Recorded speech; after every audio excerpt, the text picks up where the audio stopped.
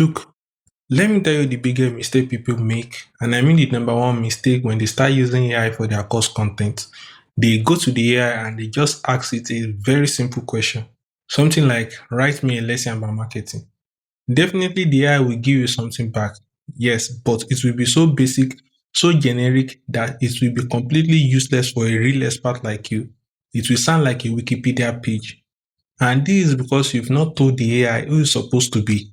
You see, it is acting like a general machine, not the specialist you actually need. Think of it like hiring a new staff. You don't just tell them do this work. No, you will give them a job description, right? It's the same thing with AI. So before you do anything else, you must give the AI its proper job description. That is, you have to set it personal. So from today, I want you to use a prompt that is very, very clear. For example, you are going to tell it to act like an expert instructional designer. You will give it a name like Daniel.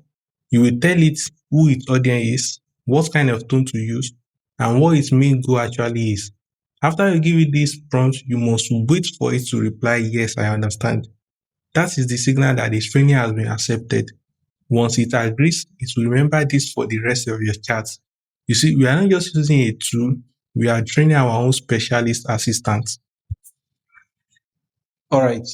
So our AI now knows its job and is ready to work. Fantastic. Now, let's say you have a simple lesson outline. Maybe just these three small points for your lesson. One, why goals are important. Two, how to set smart goals. And the third one, common mistakes. That's a good start. Now, the temptation and what most people do is they just tell the AI, turn this outline into a script. Again, this is too simple. If you do this, you will get a very dry, very academic textbook style script back, and it will not sound like you. We need to be much more specific to get something that sounds like a real person is talking.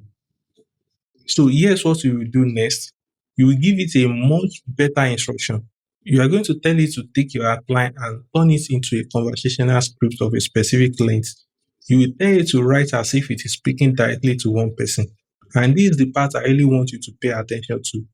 You will also tell it to suggest one practical example for each part of the outline. What we are doing here is we are not just asking it to write, we are guiding its writing.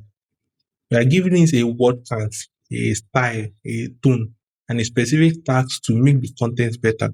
This is how you move from a dry, boring summary to a first draft that is actually useful and sounds like it has some life in it. Every good teacher, every good coach knows this one thing. Some topics are just heavy.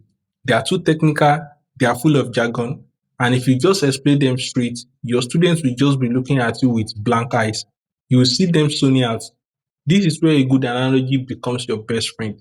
An analogy can take something that's very complex and make it feel simple and familiar. But let's be honest, coming up with the perfect analogy on the spot can be very hard sometimes. So this is a perfect task to give to our AI assistant. We can ask it to help us brainstorm.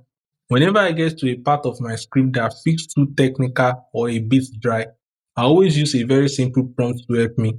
I will simply tell it, I need to explain a complex idea like email automation. Then I will ask it to generate three simple analogies to explain it to a beginner. And here's the secret. I give it constraints.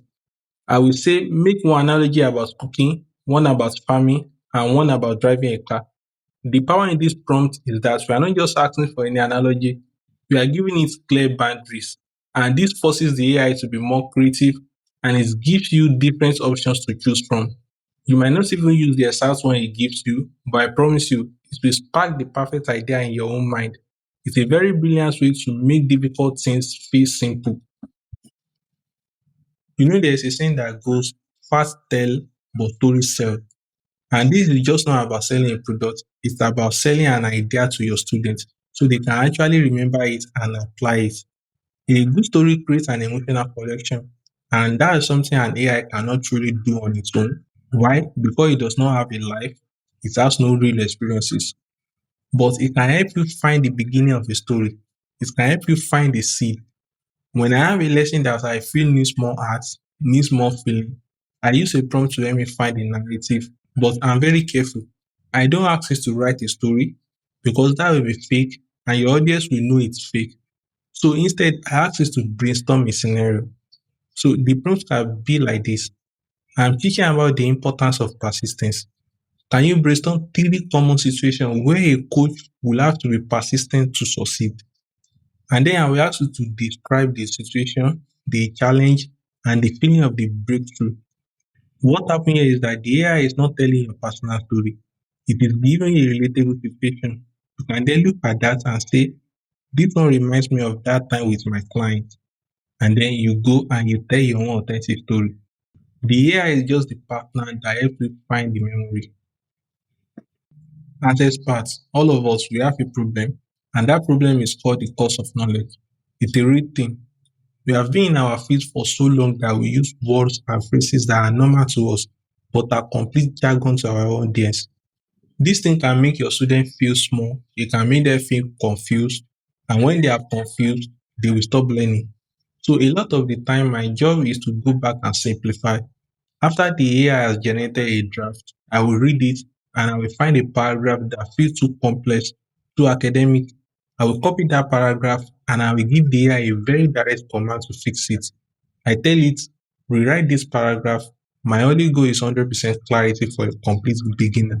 Remove all the jargon, and I want you to pretend you are explaining it to a smart friend over a cup of tea. Keep the main message and make the tone much simpler. Now, that instruction, pretend you are explaining it to a smart friend over a cup of tea. That is the secret ingredient right there. It's a very human, very relatable situation, and it forces the AI to drop all the formal robotic language and just speak plainly. This is one of the prompts I use the most in my entire workflow. Let me tell you, theory is good, but it is the practical examples that make a lesson actually stick. Your student needs to be able to see how the idea you are teaching will apply to their own real life, to their own business. Too many courses are heavy on the what and the why, but they are very light on the how to, and that's where the value is. So when I'm reviewing a script and I see a part that is too abstract, too theoretical, I immediately tell my AI assistant to make it practical. I need it to bring the idea down to it. I need it to give me concrete examples that my specific audience will recognize and understand. So here's the prompt I use for that. I will say the script just explained the theory of a content funnel. Now I want you to provide three practical examples of how a life coach, a business consultant, and a course creator could use this. Be specific. You see, we are not asking for general random examples. We are asking for examples that are tailor-made for the different types of people that are in our audience. This level of detail makes your content feel instantly valuable because your students can see themselves, their own businesses in what you are teaching. And that's when the learning truly begins. A great course, a truly great one, should be a workshop, not just a lecture series. We need our students to take action. If they are not doing anything, they are not learning properly. So every lesson should ideally have a simple tool or activity that go with it. But let's be practical. Trying to create a new, useful, and creative worksheet for every single lesson, it can be very, very tiring. It can slow you down. So I use the AI to help me with this. But I don't ask it to design the worksheet. No, I ask it to brainstorm the structure of the worksheet for me. This helps me create my resources much more faster. The prompt is very direct. I will just say, based on this lesson, generate ideas for a single one-page worksheet. I want you to suggest 3 to 5 simple questions or fill in the blank prompts that will guide the student through the process of applying what they just learned.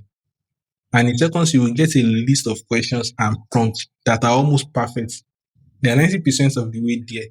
You can then take that list, add your own expert touch, refine it a little, and create a valuable resource for your students in minutes. So you've taught a lesson. How do you even know if your students are understanding what you are teaching? How can they know if they have really grabbed the concept? This is where a simple quiz, a low-stake one, is a brilliant way to help them check their own knowledge and to remember the most important ideas from a lesson. Now, writing good quiz questions is not as easy as it looks. You want the questions to test if they understand the idea, not just if they can remember the words you said. So once a lesson script is finished, I will ask the AI to help me create some questions based on it. Here is the prompt I use. I say I have a lesson script about this topic. Based on the key ideas in the script, create three multiple choice quiz questions. For each question, I want the correct answer, three correct answers that looks like they could be correct, and a short sentence explaining why the correct answer is right. This is a fantastic approach. It doesn't just give the questions and the answer, but that explanation is the most valuable part. You can use this to give your students immediate feedback inside your course. This is a simple way to add a powerful interactive learning layer to your program without a lot of extra work. Let me be very honest with you. You can have the best lesson in the world, the most valuable information, but if the first 15 seconds of your video is boring, nobody will watch it. They will just scroll away. In today's world, with the introduction, the hook is everything. But writing a new, powerful, fresh hook for every single video can be a real creative challenge. It's hard, and this is a perfect place where the AI can be a great creative partner. If I have a script and I feel the introduction is a bit weak, a bit boring, I will copy the old script and I will give the AI a very specific creative challenge. I use this prompt and it's one of my favorites. I say, read this script. The introduction is weak. I need you to write five new hooks for me. One hook should be a controversial question. Another one should be a surprising fact. One should mention a common problem. One should be a short, relatable story.